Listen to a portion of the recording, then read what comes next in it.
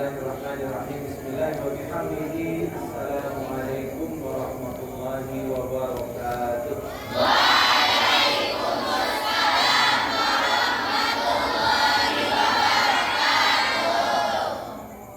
Alhamdulillahirabbil alamin wassalatu wassalamu ala asyrafil anbiya'i wal mursalin sayyidina Muhammadin wa ala alihi wa sahbihi ajma'in. Allahumma rabbi shrah li sadri wa yassir li amri wa hlul 'uqdatam min lisani yafqahu qawli, amma ba'du. Dewan guru dan anak-anak sekalian, pada malam hari ini insyaallah kita akan membahas sedikit tentang nuzulul Quran, tetapi kita akan membahas secara spesifik atau lebih khusus kenapa Al-Quran itu diturunkan, kemudian apa yang dibahas oleh Al-Quran itu secara khusus, lebih kecil lagi, supaya kita bisa memahami dan bisa melakukan dan mulai melakukan sesuatu dari hal yang sekecil-kecilnya. Baik. A'udzubillahi minasyaitonir rajim. Bismillahirrahmanirrahim. Qala ta'ala fi kitabihil 'azim. A'udzubillahi minasyaitonir rajim. Bismillahirrahmanirrahim. Syahrul Ramadan alladzi unzila fihi al-Qur'an hudan lin-nasi wa bayyinatin minal huda. Bulan Ramadan ini ada kekhususan pada bulan Ramadan ini, yaitu diturunkannya Al-Quran itu kemudian kita jadikan sebagai petunjuk bagi manusia. Hudan lin-nas. Berarti tidak hanya orang Muslim yang boleh menggunakan Al-Quran. Siapa saja yang mengaku dirinya manusia itu boleh menggunakan Al-Quran, itu boleh. Sekarang kita mulai melihat bahwa agama-agama yang tidak memiliki sumber aturan hukum yang lengkap mulai secara diam-diam menggunakan Al-Quran, mulai secara diam-diam mengetahui bahwa ajaran Islam itu baik dan benar, kemudian mereka ikuti. Mereka hanya mendapatkan ajaran-ajaran yang terbaik dalam ajaran Islam, maka mereka mengikuti dan menggunakan ajaran-ajaran Islam. Tetapi kalau mereka belum membaca syahadat, maka tingkat kebaikan dari yang dia lakukan, baik dari nilai dari Al-Quran maupun dari Al-Hadis atau dari nilai-nilai Islam, maka kebaikannya itu sebatas tingkat kebaikan di dunia.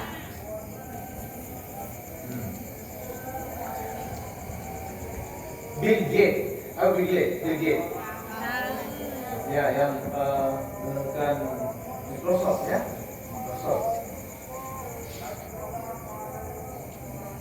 Kalau dia menyumbang, itu sumbangannya besar-besar, ya. Pernah kami bersama kawan-kawan kebetulan mendapatkan undangan, ya, ke Amerika. Kami jalan-jalan ke sebuah sekolah. Dia mendapatkan bantuan dari Bill Gates. Tahu jumlah bantuannya? 20 miliar. Kalau sudah belikan komputer itu, kalian pegang kiri kanan 2 laptop itu dalam. Dia pemurah. Dia memiliki organisasi untuk menyumbang. Maka orang sayang Bill Gates, orang senang Bill Gates, orang menghormati Bill Gates. Bill Gates juga menyumbang ke negara-negara Afrika yang menderita, maka dia tetap disayang, dikenal, dicintai, disukai, tetapi tetap sebatas di dunia saja. Nanti kalau dah di akhirat disebut semua kebaikan-kebaikan yang ada itu kasarobin, itu seperti fata morgana. Jadi Fata Morgana itu dari jauh itu seperti ada rupanya air kayak gitu ya, kumbak-kumbak air. Begitu didekatin, ternyata dia hanya panas saja. Kenapa? Semua amalan baik di dunia mereka itu tidak sampai di akhirat karena mereka belum mengislamkan diri, belum menyatakan bahwa tiada Tuhan selain Allah, dan belum menyatakan bahwa Muhammad itu adalah Tuhan. Nah, nilai-nilai kebersihan itu digunakan di negara Jepang. Di negara Jepang itu bersih, ya. Cuma kita kalau sekarang di sini kita ngomong bersih ya, kita bisa ngomong doang, ya. Tapi kalau kita pergi ke sana, baru melihat bersihnya. Nah, mau contohnya ya, ini ceritanya ini. Ketika kami jalan-jalan di lorong di sekolah di SD di Jepang itu, ya. Jadi kita kalau masuk sekolah di Jepang itu, kalau masuk ke sekolah, sendal kita, sepatu kita bukan.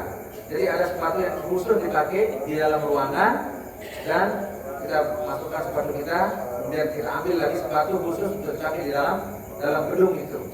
Nah, saya pernah begini, nunduk, terus tangan ini saya kasih di lantainya itu, ini kampanye saya nggak kotor di tangan itu ya, saking bersihnya.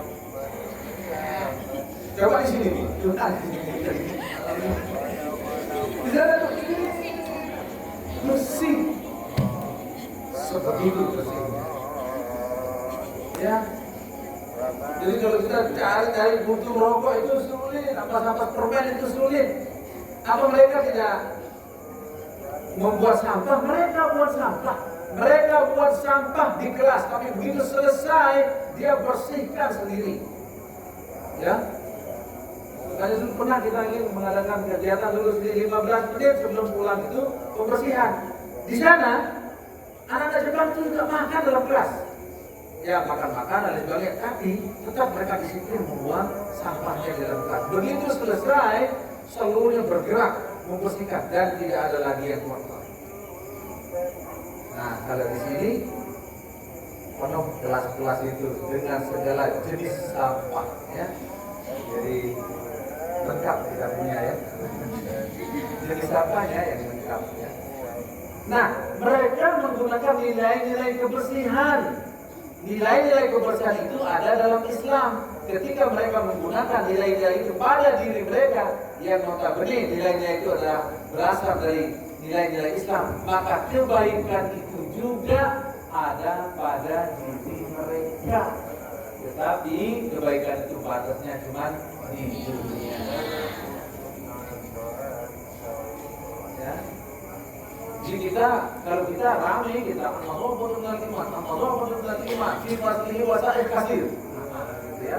Kita bilang Allah betul-betul iman, Allah betul-betul iman. Apa hafalkan? Allah betul-betul iman. Begitu kita masuk kelas, numpuk sampahnya, ya.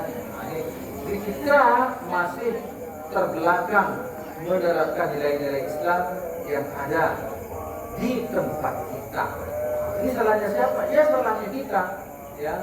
Karena tadi itu dalil kebersihan dihafal doang, tidak dipakai, ya, tidak dipakai. Mana bagian kebersihan? Bagian kebersihan. Nah, coba angkat bagian kebersihan. Ya, adakan lomba kebersihan dan kerapian lemarinya anak-anak.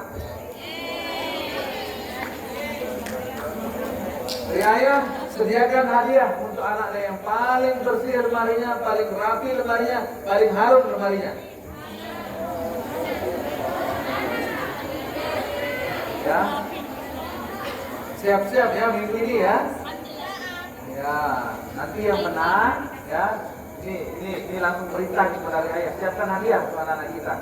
Apapun hadiahnya itu, pokoknya berikan hadiah. Ya, yang pokoknya yang juara-juara itu ambil aja dari mereka itu, misalnya 5 orang juara. Ya, masing-masing nilai hadiahnya sekitar 100 sampai 150 ribu lah ya.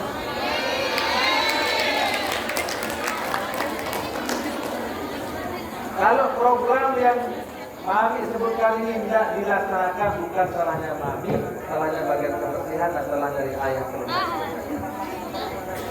Nah, kita harus mencari cara untuk menerapkan nilai-nilai Islam. Baik. Nah, Al-Quran diturunkan oleh Allah sebagai petunjuk bagi manusia. Karena dia petunjuk bagi manusia, sekali lagi semua yang bernama manusia, kalau dia menggunakan nilai-nilai yang ada dalam Al-Quran, maka dia akan terjaga hidupnya. Dia akan baik hidupnya. Dia akan selamat hidupnya. Tapi belum tentu dunia akhirat. Sebelum dia masuk Islam dulu tidak bisa akhiratnya. Nah, sekarang di zaman modern ini, ya, kalau pada zaman Rasulullah dan sebelumnya ada yang disebut dengan zaman jahiliyah.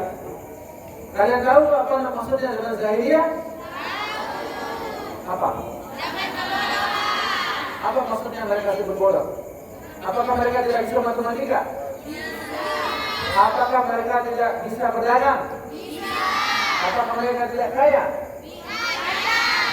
Mereka disebut sebagai masyarakat jahiliyah karena dia tidak menggunakan nilai-nilai dan ajaran-ajaran Islam. Bagaimana kalau zaman modern ini manusia tidak menggunakan ajaran-ajaran Islam? Adakah zaman modern ini jahiliyah? Ada. Maka disebut dengan jahiliyah modern. Ya. Disebut apa? Zamannya modern tetapi mereka tetap jahiliyah. Zamannya modern tetapi mereka tidak menggunakan nilai-nilai Islam. Contohnya, ya, sekarang zamannya komputer, teknologi. Bukan manusia yang cerdas, telepon saja cerdas, ya, maka disebut dengan smartphone, ya. Al-Jawal, Al-Zaki. Jawal itu HP, Zaki itu yang cerdas. Bahasa Arabnya smartphone itu Al-Jawal, Al-Zaki, telepon cerdas. Tetapi mereka disebut sebagai jahiliyah modern. Kenapa? Karena mereka menggunakan hawa nafsunya untuk mereka terapkan di muka bumi ini. Nah, sekarang itulah kenapa Islam menentang LGBT. Coba bayangkan, LGBT itu bertentangan dengan nilai-nilai Islam. Dalam Islam, yang dikenal dalam perkawinan itu adalah antara yang berbeda jenis, laki dan perempuan. Tetapi penganut paham LGBT ini membolehkan, mengesahkan pasangan yang kawin sesama jenis. Laki kawin dengan laki, perempuan kawin dengan perempuan. Bagaimana mungkin mereka akan punya keturunan? Mungkin tak? Kalau mereka tidak punya keturunan, manusia ini akan punah. Itu dia. Di negara Jepang sudah mulai mereka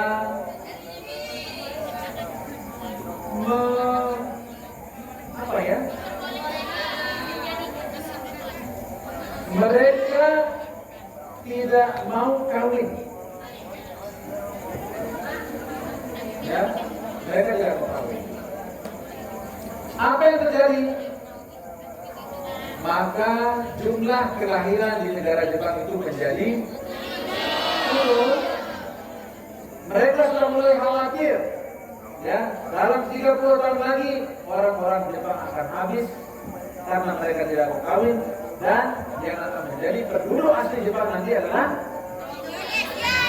orang-orang yang datang ke negara tersebut. Ada orang Indonesia, ada orang Sanabria,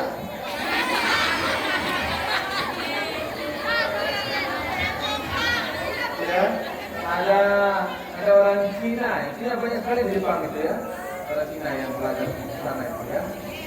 Nah, mereka akan kehilangan warga penduduk asing karena mereka tidak mau kawin. Sedangkan perkawinan itu merupakan sunnah dalam agama. Maka yang menggunakan nilai-nilai Islam pasti dia akan baik di dunia. Kalau dia Islam, maka dia akan baik juga di dunia. Maka betapa lengkapnya ajaran-ajaran dalam Al-Quran dan Al-Hadis, dan hanya ajaran-ajaran Islamlah yang memiliki aturan-aturan yang sangat lengkap, bahkan sampai aturan-aturan kehidupan yang sangat kecil, ya.